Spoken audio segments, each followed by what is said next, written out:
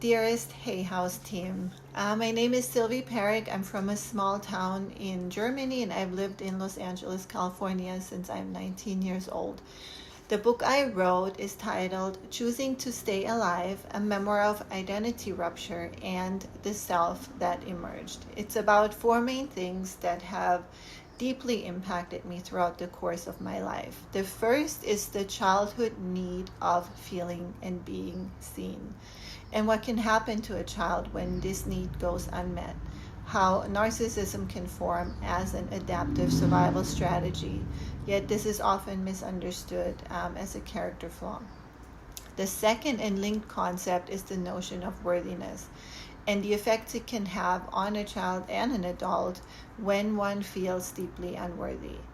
The third is the law of attraction, which I discovered through Louise Hay's book, You Can Heal Your Life, and it's always next to my bed. And fourth is something I found deeply intriguing when I did research on it, which is something that near-death experiences, psychedelic journeys, deep trauma, and even deep prayer all have in common, which is something neurological. When the brain's default mode network quiets, when the mind's grip on this constructed identity loosens, and then just for a moment something else becomes accessible, that pure state of consciousness, which is basically the self without its armor. And I found that so deeply beautiful. So I wrote this book because when I was introduced to my own mortality, I felt something very unexpected. I fell deeply and wildly in love with this life. Not as a concept, but as this felt urgent, overwhelming reality. And with that love came the desire I hadn't anticipated, which was to leave something behind. Wayne Dyer, in his movie The Shift, says, "Don't go with your music still inside you."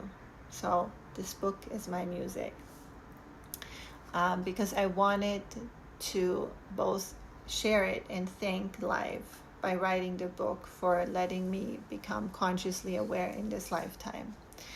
What gives me the authority to write this book? I only write about things that I've personally experienced, which includes the narcissistic behavior, that deep shame, the near-death experience blackout, the psychosomatic breakdown, the suicidal ideation, breast cancer twice, and also that deep sense of belonging and worthiness and union with spirit that forever changed me.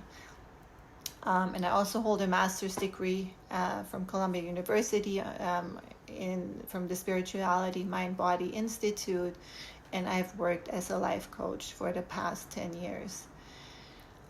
This book is essentially my own personal story of how I went from feeling unworthy, unloved, and unseen to worthiness, unconditional love, and safety by means of an identity rupture that helped my true self emerge. And my platform, yes. So aside from speaking with my Columbia professor who will write the foreword, or who has offered to write the foreword and will adopt it for the course, I've reached out to the alumni network, and I have started to begin to build my digital platform. I'm researching and securing the right social media handles, and I'm learning to make short form videos to use on TikTok and Instagram, which at my age feels like learning another language.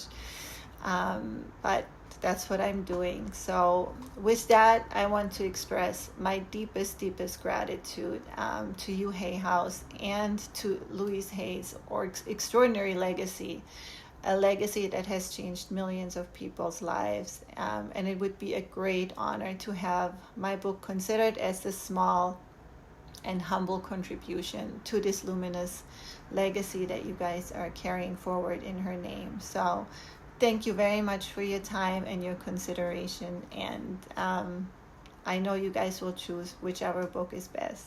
Thank you.